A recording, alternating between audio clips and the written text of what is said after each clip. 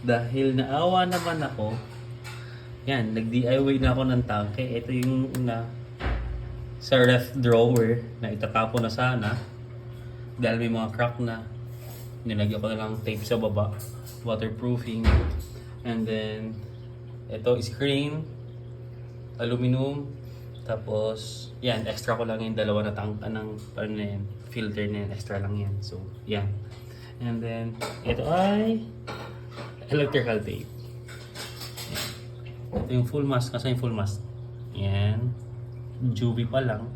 And then, ito ang Thai silk, no? And then, yung water na yan is galing dito sa tangke na to. So, fully, ano na siya, set.